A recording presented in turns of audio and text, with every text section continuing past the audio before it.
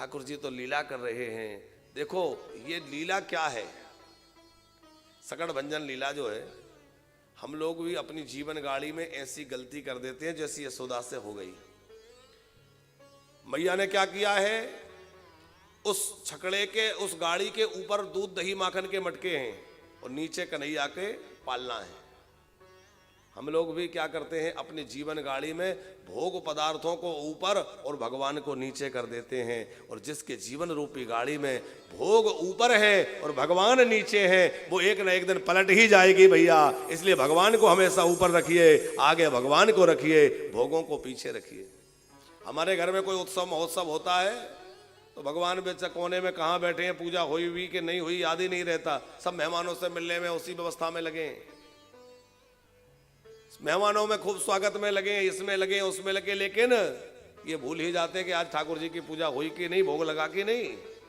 और भैया जब उत्सवों में किसी विशेष कार्य में भगवान को ही पीछे छोड़ दिया जाए तो फिर मंगल नहीं है। मंगल मूल तो प्रभु है। इसलिए भैया घर में शादी हो, ब्याह हो, कोई उत्सव हो, जो भी कुछ हो, उसमें ठाकुर जी को आगे रखिए, पहले उनको भोग लगाइए, उनकी आरती करिए, उनकी पूजा करिए। और उनको आगे रखेंगे तो आपका सारा कार्य मंगल होगा, क्योंकि वो मंगलम भगवान विष्णु मंगलम गरुड़ध्वज, मंगल मूल है। भगवान ने सक्टासुर का उद्धार किया। कंस ने तृणाव्रत नाम के एक भयंकर दैत्य को भेजा जो बवंडर के रूप में आया। और ये बवंडर क्या है, बोलिए रजोगुण का चक्कर है। और रजोगुण का चक्कर जीवन में आता है तो आंखों में रज माने धूल भर जाती है। सुखदेव जी वर्णन करते हैं, ऐसी धूल उड़ी, आंधी आई तो कि सबकी आंखों में धूल घुस गई और किसी को कुछ दिखाई नहीं दे रहा। और यशोदा को सामने जो कन्हैया है वो भी नहीं दिख रहे, क्योंकि आंखों में धूल भर गई, आंख बंद हो गई। तो आंगन में ही पालने में कन्हैया थे मगर दिखाई नहीं दे रहे। वो असुर उठा करके कन्हैया को लेके उड़ गया। कन्हैया ने उसका कंठ दबाया, उस असुर का उद्धार किया। जब बवंडर शांत हुआ, धूल थम गई, तब माँ ने देखा कहाँ गया लाला, तो देखा अरे असुर उठा के कैसे ले गया, फिर अपने लाला को लेके आई।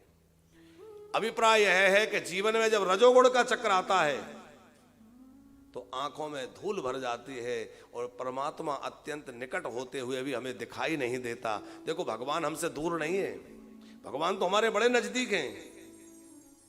हवा से भी ज्यादा हरि सुलभ है, क्योंकि श्वास तो हम बाहर से लेते हैं और भगवान तो हमारे अंदर बैठे हुए हैं। अंतर वहीर वस्थितम, अंदर भी वही है बाहर भी वही है, पर दिखता क्यों नहीं? बोले रजोगुण का चक्कर ऐसा है कि इसमें हमें अत्यंत निकट होते हुए भी भगवान दिखाई नहीं दे रहे। लेकिन भगवान से प्रार्थना करो, प्रभु जैसे आपने तृणाव्रत का उद्धार किया, इसी प्रकार आप मेरे अंदर बैठे हुए इन मेरे शत्रुओं को समाप्त करके और मुझे इनसे निर्भय बना दीजिए। कौन से शत्रु? जिनका कल ब्रह्मा जी प्रियव्रत से कह रहे थे, या षडस पत्न्यान विजगी समानो, काम क्रोध लोभ मद मोह अहंकार, यह जो मेरे शत्रु है ये बार बार मुझे आपसे दूर करते हैं। प्रभु आप इन शत्रुओं को मार करके और मुझे जो है अपने चरणों में ले लीजिए। जब तक ये विकार जीवन में रहेंगे तब तक भगवान सन्निकट होते हुए भी उनकी अनुभूति हमें नहीं हो सकती।